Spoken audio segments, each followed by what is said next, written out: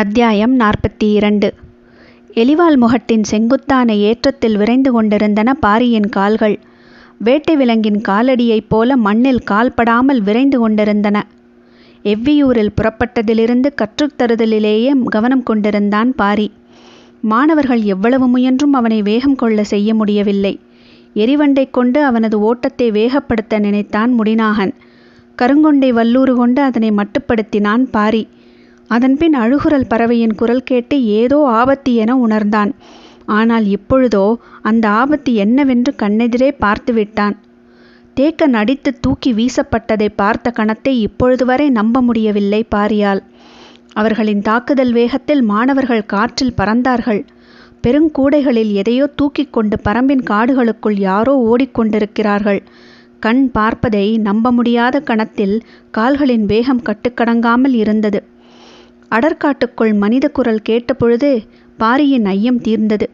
இரத்த சிலந்தி இருக்கும் இக்காட்டுக்குள் தேக்கன் மட்டுமல்ல, பரம்பு மக்கள் யாரும் போக மாட்டார்கள். அதற்குள் மனித குரல் கேட்கிறது என்றால் வெளியில் இருந்து எவனோ உள்ளே நுழைந்திருக்கிறான். வந்தவன் ஒருவனாக இருந்தால் தேக்கன் நம்மை அழைத்து வர மாணவர்களை அனுப்பியிருக்க மாட்டார். அவர்கள் பல பேராக இருக்க வேண்டும் என்று நினைத்து கொண்டே குத்துக்கல் புடவை நோக்கி ஓடினான் பாரி. கருஞ்சுரைக்காயை எடுத்த பின் ஆதிமலையின் முகட்டை அடைந்தான் தேக்கன். அடற்காட்டுக்குள் மாட்டியிருக்கும் எதிரிகள் எப்படியும் இத்திசையில்தான் வெளியேற வேண்டும். வெளியேறிய கணத்தில் மாணவர்கள் அவர்களின் முகம் பார்த்து கவனெறிய வேண்டும் என்று சொல்லி ஈட்டியை இறுக பிடித்து ஆயத்தமாக இருந்தான். ஆனால் தேக்கனின் அதிர்ச்சி அவர்கள் வெளிவந்த கணத்திலேயே தொடங்கியது. ஒருவனைத் தவிர மற்ற நால்வரும் காட்டை விட்டு வெளியே வந்தனர். இரத்த சிலந்திகள் இருக்கும் காட்டை எப்படி இவர்கள் கடந்தனர் என்ற அதிர்ச்சி தேக்கனை சற்றே தாமதிக்க வைத்தது. காட்டை விட்டு வெளியேறிய கணத்தில் தாக்குதலை சந்திக்க வேண்டியிருக்கும் என்று எதிர்பார்ப்போடு வந்த காலம்பன் தேக்கன் ஈட்டி எறியும் முன் தனது வளைத்தடியை சுழற்றினான். கண்ணிமைக்கும் நேரத்தில் அது தேக்கனின் கழுத்துக்கு வந்தது. கவனமாய் அதனை தட்டிவிட்டு விலகினான். திசைக்கொன்றாய் நின்ற மாணவர்கள் கவன் வீசத் தொடங்கிய அந்த காட்சிதான் தொலைவில் ஓடி வந்து கொண்டிருந்த பாரியின் பார்வையில் முதலில் பட்டது. அவர்கள் தேக்கனை தாக்கிய வேகத்தையும் மாணவர்களை சுழற்றி வீசியதையும் பார்த்தபடியே வெறிகொண்டு ஓடி வந்தான் பாரி. மலைச்சரிவில் பாறைகள் உருண்டன. மடுவன் வீசிய கவனிலிருந்து பறந்த கருஞ்சுரைக்காய் ஒருவனின் முகத்தில் அடித்து தெரித்த கணத்தில்தான் அந்த இடத்தை அவர்கள் சூறையாடினார்கள். அடிப்பட்டவன் முகத்தை மூடியபடி கதறிக்கொண்டு பாறையில் மோதி மண்ணில் உருண்டான். பரம்பு நாட்டின் ஆசான், பகிரியை வேட்டையாடிய பெருவீரன், எத்தனையோ மாணவர்களை காடறிய அழைத்துச் சென்று வீரர்களாக உருவாக்கியவன், தனியொருவனாக எவ்விலங்கினையும் வீழ்த்தும் ஆற்றல் கொண்ட தேக்கன் தனது முழு ஆற்றலையும் திரட்டி மோதினான். ஆனால் அவனது ஆற்றல் முழுவதும் தற்காத்து கொள்ளவே போதுமானதாக இருந்தது. சூழப்பட்ட எதிரிகளின் வலிமை ஒப்பிட முடியாததாக இருந்தது. அவர்களின் தாக்குதலை உள்வாங்கியபடி மனம் அவர்களின் திறனை கணித்து கொண்டிருந்தது. ஆனால் உடலோ தூக்கி வீசப்பட்டு கொண்டிருந்தது. பாரி அவ்விடம் வந்து சேர்ந்த பொழுது எல்லாம் முடிந்திருந்தது. கருவிழி ஒழுகி துடித்து கதறிக்கொண்டிருந்த ஒருவனின் முதுகிலிருந்த பெரும் கூடையை அறுத்தி எடுத்தனர் மாணவர்கள். தேவவாக்கு விலங்கின் அடங்காத கத்தலும் தூக்கி வீசப்பட்ட மாணவர்களின் வேதனை குரலும் கருவிழி கலங்கியவனின் கதறலும் எங்கும் எதிரொலித்து கொண்டிருந்தன. ஆதிமலையின் முகட்டை கடந்த அவர்கள் சிறிது தொலைவு போவதற்குள் முகட்டின் பின்புற சுனையில் பதுங்கியிருந்த 7 பேர் அவர்களுடன் இணைந்து கொண்டனர். அவர்களின் ஓட்டம் மர இடுக்குகளுக்குள் மறைந்தது. தாக்குதல் முடிந்ததும் வந்து சேர்ந்த பாரி கணநேரமும் தாமதிக்காமல் துடித்து கிளம்பினான். கிளம்பிய வேகத்தில் அவனை இறுகப் பற்றி நிறுத்த முயன்றான் தேக்கன். தேக்கனின் செயலுக்கு காரணம் புரியாமல் பாரி திகைத்த பொழுது தேக்கனின் வாய் முணுமுணுத்தது. அவர்கள் பலர், நீ ஒருவனாக போக வேண்டாம். தேக்கனின் சொல் பாரியை நிலைகுலையச் செய்தது. பரம்பின் ஆசானா இப்படி பேசுவது? நான் ஒருவனா? இது எனது காடு. மரமும் செடியும் கொடியும் விலங்கும் இருக்கிற இக்காட்டில் நான் எப்படி தனியாளாவேன்? பிடித்த கையை உதறி தள்ளிய பாரியின் ஆவேசம் பார்க்க முடியாத பெரும் சினம் கொண்டிருந்தது. ஓடினான் பாரி. காடதிர காற்றதிர கண்ணில் வெறி கொண்டு ஓடினான். பரம்பு நாட்டின் தேவவாக்கு விலங்கை தூக்கி கொண்டு ஆதிமலையை ஒரு கூட்டம் கடந்துவிட்டதென்ற உண்மையை கொன்று புதைக்க ஓடினான். எந்த விலங்கின் ஓட்டத்தையும் விஞ்சக்கூடியவன் வேள்பாரி. காட்டின் எத்தரையிலும் முழு வேகத்தோடு ஓடக்கூடிய விலங்கு எதுவும் இல்லை. ஒவ்வொரு விலங்குக்கும் ஓட்டம் உச்சங்கொள்ளும் இடமும் உண்டு, ஊனம் கொள்ளும் இடமும் உண்டு. எவ்வளவு வேகமாக பாய்ந்து வந்தாலும் கமரிப்புல் இருக்கும் காட்டில் வரிப்புலி காலடி எடுத்து வைக்காது. முக்கொற்றிக் கோரை முளைத்து கிடக்கும் தரையில் வேங்கைப்புலி கால் பதிக்காது. முசுறுப்புல் காட்டில் பாம்பு நகராது. வாட்கோரைக்குள் மான் ஓடாது. ஒவ்வொரு விலங்கின் ஓட்டத்துக்கும் நகர்வுக்குமான அடிப்படை முளைத்து கிடக்கும் செடி கொடிகளிலும் இருக்கிறது. பரம்பின் எந்த நிலத்திலும், எந்த புதரிலும், எந்த காட்டிலும் வேகம் குறையாமல் ஓடக்கூடியவன் வேள்பாரி. அவனது பாதத்தின் அகலமும் தோள்களின் வலிமையும் இணையற்றவை. பிடரிமயிர் சிலிர்க்க ஓடும் பாரியின் ஓட்டத்தை மரித்து நிற்கும் உயிர் எதுவும் பரம்பு காட்டுக்குள் இதுவரை இல்லை. ஓடிக்கொண்டிருந்த எதிரிகள் எதிர் திசை காட்டை நோக்கி ஓடாமல் வலப்புற சரிவை நோக்கி இறங்கத் தொடங்கினர். யாராவது பின்தொடர்ந்து வந்தால் அவர்களை திசை மாற்றவே இந்த தந்திரத்தை செய்தனர்.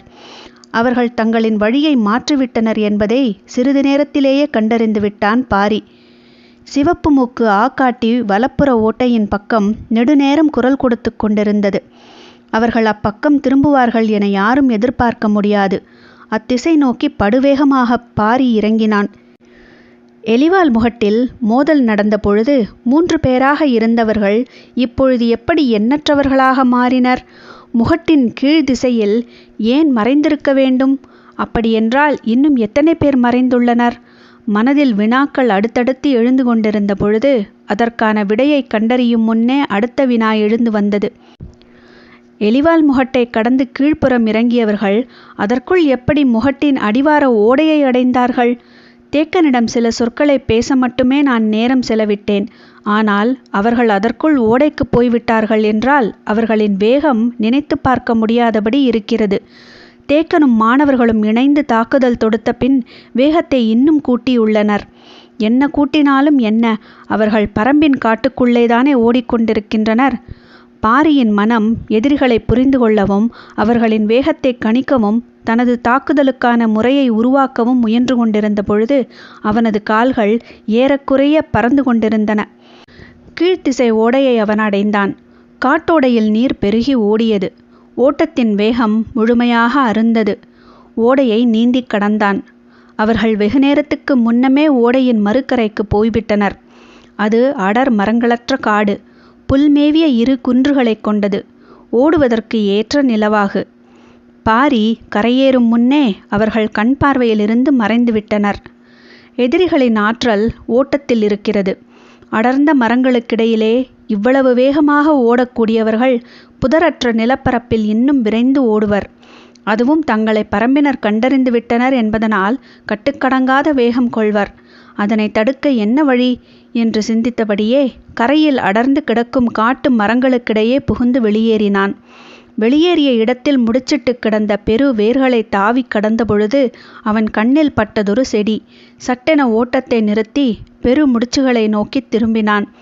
மர வேர்களின் கீழ்ப்பக்கம் முளைத்து கிடந்ததை பார்த்ததும் மனதின் ஆழத்துக்குள் இருந்து சிறு மகிழ்ச்சி மேலேறி வரத் தொடங்கியது. மரவேர்களின் இடப்புறம் அனுவல்லி பூண்டு விளைந்து கிடந்தது. சற்றே நின்று மூச்சு வாங்கினான். அதன் இலைகளை எடுத்து உண்போமா வேண்டாமா என முடிவெடுக்க சிறிது தயங்கினான். அனுவல்லி பூண்டின் இலை மனிதனை மூர்க்கம் கொள்ள வைக்கும். இரத்த ஓட்டத்தை கூட்டி வெறியேற்றும். உடலுக்குள்ளிருக்கும் ஆற்றலின் விசையை பெருந்தீயென கிளர்த்திவிடும். அவனது சிந்தனை என்னவாக இருக்கிறதோ அதனை நோக்கி பெருவேகத்தில் உடலை ஏவும். எனவே அதனை உட்கொள்வதில் மிகவும் கவனம் தேவை. ஏற்கனவே உடலெங்கும் வெறி கூடிக்கிடந்த பாரி சற்றே சிந்தித்து ஒரு சில இலைகளை வாயில் போட்டுக்கொள்வோம் என நினைத்து அதன் ஒரு தண்டினை இழுத்தான். மொத்த செடியும் கையோடு வந்தது. எண்ணத்தின் வேகம் அப்படி இருக்கிறது என்பதை உணர முடிந்தது. ஓரிரு இலைகளை மட்டும் வாயில் போட முனைந்தான். அப்பொழுது அருகில் இருந்த பாறையின் பின்புறம் மூச்சிறைக்கும் சிற்றோசை கேட்டது. ஏதோ ஒன்று இளைப்பாறுகிறது என நினைத்தான்.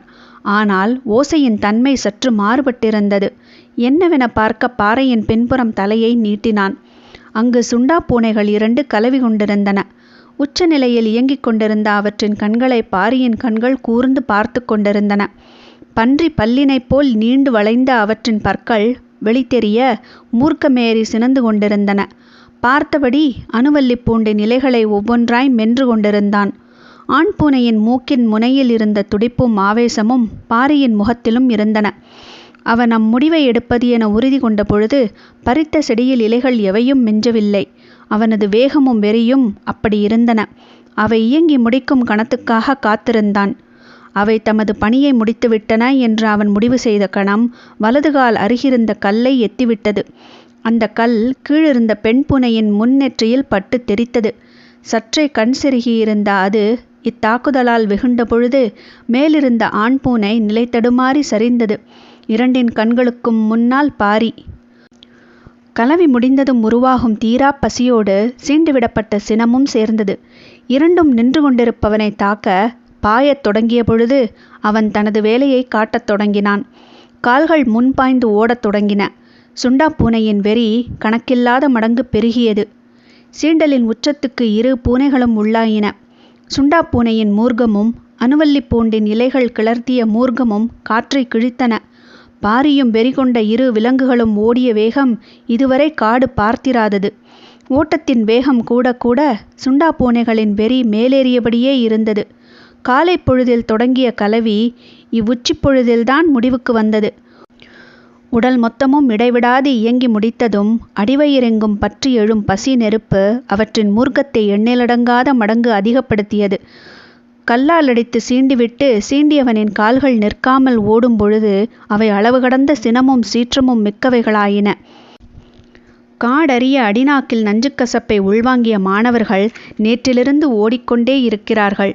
கொடும் நஞ்சு இடைவிடாமல் அவர்களின் தொண்டைக்குள் சுரந்து கொண்டே இருக்க என்ன ஒரு வேதனையை அவர்கள் அனுபவித்திருப்பார்கள்.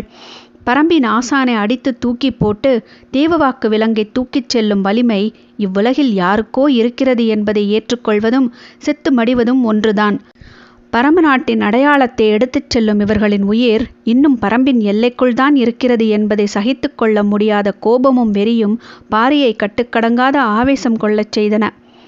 ஓட்டத்தின் வேகத்தை சரிந்து கிடக்கும் நிலமும் படர்ந்து கிடக்கும் செடி கொடிகளும் முடிவு செய்கின்றன. சுண்டா பூனைகளின் முதுகெலும்பு வில்லை போல வளைந்து நீள 4 கால் பாய்ச்சலில் ஓடி வந்து கொண்டிருந்த பொழுதும் அவற்றால் நெருங்க முடியாத வேகம் கொண்டு பாரி ஓடுவதற்கான காரணம் கண்ணுக்கு முன்னால் ஓடும் எதிரிகளும் கண் தெரியாத வெறியை உருவாக்கிய அனுவல்லி பூண்டுமே. விலங்குகள் தங்களின் இறை நழுவி போகும்போது இயல்பிலே பல மடங்கு ஆவேசத்தை அடைகின்றன. சுண்டா பூனைகள் இவ்வளவு வேகம் கொண்டு ஓடுவதற்கும் காரணம் அதுதான். பாரி அவற்றை விட வேகமெடுத்து ஓடிக்கொண்டிருப்பதற்கும் அதுதான் காரணம்.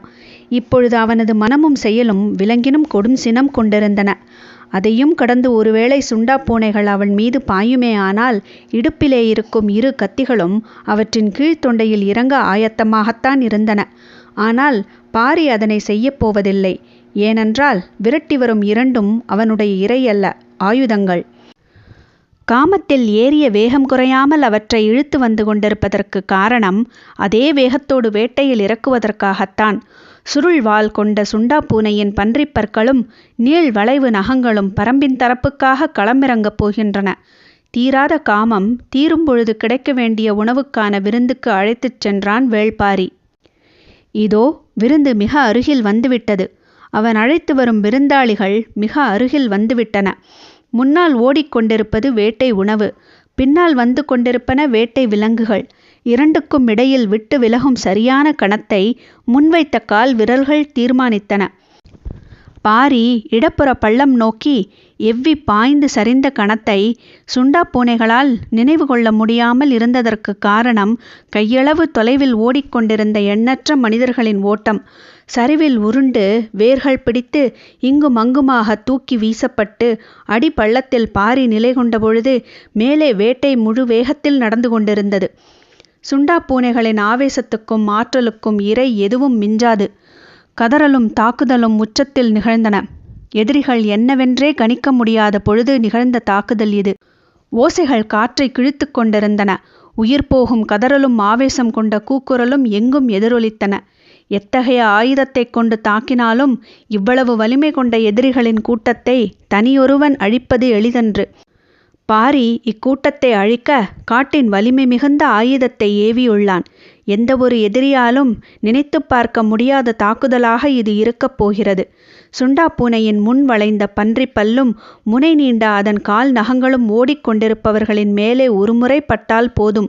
அதன்பின் அவன் கொட்டும் குருதிக்கு அளவேதும் இருக்காது.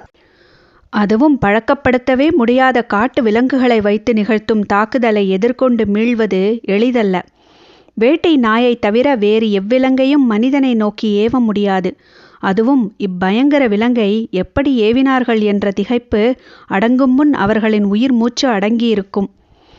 பாறையின் மேல்புறத்தில் கேட்டுக்கொண்டிருந்த பேரோசை கொஞ்சம் கொஞ்சமாக குறையத் தொடங்கியது. வேட்டை முடிவுக்கு வந்ததை எழும் ஓசைகள் சொல்லின. பாரி மேலேறி வர முடிவெடுத்தான். குருதி மிதக்கும் குளம் போல இருக்கும் அந்த இடத்தை காண திண்டுகளையும் வேர்களையும் பிடித்து மேலேறி வந்தான். ஒரு போர்க்களத்தின் உள்ளங்கையைப் போல அவ்விடம் இருந்தது. இங்கும் அங்குமாக பலரும் சிதறிக் கிடந்தனர். அருகில் குடல் சரிந்து ஒரு சுண்டா பூனை கிடந்தது. இன்னொன்று தப்பியோடி இருக்க வேண்டும். ஒரு கூடையை கடித்து இழுத்துள்ளதால் அதிலிருந்த தேவவாக்கு விலங்குகள் வெளியில் சிதறி இருக்கின்றன. அவற்றை தப்பியோடிய பூனை விழுங்கி முடித்திருக்க வேண்டும். குருதி களம்பிட்டு பார்வையை நகர்த்தி அடுத்த குன்றை பார்த்தான் பாரி. தப்பித்த மூவர் சற்று தொலைவில் நடுமலையின் விளிம்பை நோக்கி ஓடிக்கொண்டிருந்தார்கள். மூவரின் தோள்களிலும் கூடைகள் இருந்தன. ஆவேசம் கொண்ட சுண்டா பூனைகளின் தாக்குதலையும் மிஞ்சி ஓடும் மூவரை பாரியின் கண்கள் வியப்புற்று பார்த்தன. 7 பேரை பலி கொடுத்தாலும் தூக்கிய 3 கூடைகளை விட்டுவிடாமல் அவர்கள் ஓடிக்கொண்டிருந்தனர். பாரி மீண்டும் ஓடத் தொடங்கினான். எதிரிகளின் ஆற்றல் நம்ப முடியாதபடி இருந்தது. இவ்வளவு தாக்குதலுக்கு பின்பும் அவர்களின் வேகம் குறையாமல் இருந்ததை அவனது கண்கள் கணித்து கொண்டிருந்தன. உடன் வந்தவர்களில் பெரும்பான்மையோரின் மரணம் அவர்களின் வேகத்தை சிறிதும் தளர்த்தவில்லை. அவர்களின் உடலும் மனமும் எதனையும் பொருட்படுத்தாத வேகம் கொண்டிருந்தன என்று அவனுக்கு தோன்றியது. மீண்டும் அவன் ஓடத் தொடங்கினான். நடுமலையின் உச்சிக்கு வந்தான். அவன் கண்ணுக்கு முன்னால் தேவவாக்கு விலங்கை எடுத்துக்கொண்டு மூவர் நடுமலையின் முகட்டைய கடந்திருக்கின்றனர். அவர்கள் கீழிறங்கிய இடம் மனிதனால் சற்றும் நகர முடியாத பெரும் மலைப்பள்ளத்தாக்கு. இதில் மிக மிக கவனமாகவே கால்களை நகர்த்த முடியும். வேர்களையும் பாறை இடுக்குகளையும் பிடித்தபடியே இறங்க வேண்டும். இப்பகுதி முழுவதும் இப்படித்தான். பொழுது மங்கத் தொடங்கிய நேரம் அவர்கள் பாறைகளின் இண்டு இடுக்குகளின் வழியே கவனமாக இறங்கிக் கொண்டிருந்தனர். பொருத்தமான இடத்தில் நின்று அவர்களை கவனிக்கத் தொடங்கினான். இப்பொழுது அவர்கள் 3 பேராக இல்லை, நிறைய தலைகள் தெரிந்தன. பாறையின் இடுக்குகளில் காத்திருந்தவர்கள் மீண்டும் இணைந்து விட்டனர் என்பது புரிந்தது. மூச்சிரைத்தபடி பார்த்து கொண்டிருந்தான். கண்களுக்கு முன்னால் வேட்டை தப்பித்து போய்க் கொண்டிருந்தது. சுண்டா பூனைகளை வீழ்த்திவிட்டு தப்பிப் போகும் மனிதர்களை அவனது கண்கள் முதன்முறையாக பார்த்தன. தாவி குதித்து அவர்களை விரட்டிச் செல்ல உடல் துடித்த பொழுது மனம் சூழலை புரிந்து கொள்ள போராடியது. அடங்காத ஆவேசத்தோடு சற்றே பின்னால் திரும்பினான். ஆதிமலையின் எலிவால் முகட்டிற்கு நேரே சென்றி புகை மேலெழுந்து உச்சிவரை போய்க் கொண்டிருந்தது. பரம்பின் ஆசான் உதவி கேட்டு புகை போட்டிருக்கிறான் என்பது புரிந்தது. ஆசான் புகை போட்டு நீண்ட நேரம் ஆகியுள்ளது. எதிர் திசையில் ஓடிக்கொண்டிருந்ததால் பாரியின் கண்களுக்கு அது தெரியவில்லை. இப்பொழுதுதான் பார்த்தான். பாரி அவர்களை விரட்டத் தொடங்கிய உடனே சென்று புகை போட்டுவிட்டான் தேக்கன். ஆதிமலையின் 2வது 3வது குன்று பகுதிகளில் பெரும் பரப்பளவில் ஊர்களே கிடையாது. இரத்த சிலந்தி காடாதலால் மனிதர்களும் வேட்டைக்கோ மற்றவைகளுக்கோ இப்பக்கம் வரமாட்டார்கள். எனவே புகை பார்த்து வருவதாக இருந்தால் மிகத் தொலைவிலிருந்துதான் வரவேண்டும். ஆனால் மேகங்கள் கீழிறங்காமல் இருந்தால்தான் புகை உச்சிக்கு போனாலும் மனிதர்களால் கண்டறிந்து வர முடியும். தேக்கன் புகை போட்டு பாதி நாள் கடக்கப் போகிறது. யாரும் வரவில்லை. கடுமையான தாக்குதலுக்கு உள்ளானதால் மாணவர்கள் கொடும் வேதனையில் இருந்தார்கள். பொழுது மறைய சிறிது நேரமே இருந்தது. அடுத்து என்ன செய்யலாம் என்பதை புகை பார்த்து வருகிற ஆளை வைத்துத்தான் முடிவு செய்ய வேண்டும். 2-3 திட்டங்களோடு தேக்கன் காத்திருந்தான். மடுவன் தொலைவில் கை நீட்டி காண்பித்தான். யாரோ வருவது தெரிந்தது. தேக்கன் உற்று பார்த்தான். வந்து நின்றது வேட்டூர் பழையனும் 2 வீரர்களும். ஆதிமலையின் புலிவால் குகையில் தங்கியவன் காலை நேரங்கழித்து புறப்பட்டிருக்கின்றான். 2ஆம் குன்று தாண்டும் பொழுது பார்த்திருக்கிறான். இரத்த சிலந்தி காட்டுப்பகுதியில் இருந்து சென்றி புகை ஏற்பட்டுள்ளது. மிக தொலைவில் புகை எழுந்துள்ளது. ஆனால் இப்பகுதி காட்டுக்குள் வேறு யாரும் இருக்கப் போவதில்லை. எனவே உதவிக்கு தாம்தான் இங்கிருந்து போக வேண்டும் என்று நினைத்து வீரர்களோடு நாள் முழுவதும் கடந்து வந்து சேர்ந்தான்.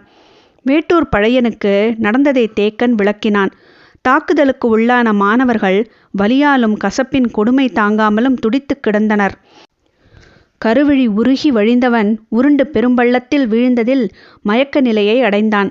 வேட்டூர் பழையனுக்கு பார்க்கும் காட்சி, கேட்கும் கதை எதையும் நம்ப முடியாமல் இருந்தது. தேக்கன் விழுந்து உருண்டதில் இடுப்பின் பின்பகுதியில் பெரும் ஈக்கி குத்தி உள் செருகியிருந்தது. ஈக்கியை எடுத்துவிடச் சொன்னான். பழையன் கவனமாக அதனை பிடித்து வெளியே இழுத்தான். ஆவென கத்திய தேக்கனின் குரல் துண்டிக்கப்பட்டதைப் போல பாதியில் ஒலியற்று நின்றது. அவனது கண்கள் எதிரில் பார்த்த காட்சியே அதற்கு காரணம். எதிரில் நடு மலையின் உச்சியில் சென்றிப் புகை மேலேறிக் கொண்டிருந்தது. தேக்கனின் கண்கள் அகலத் திறந்தபடி இருந்தன. மேலெழும் புகை பார்த்து வாய் முணுமுணுத்தது. அது பாரி. ஒரே நாளில் பரம்பின் ஆசானும் பரம்பின் தலைவனும் சென்றிப் புகை போடும் நாளும் வந்தது.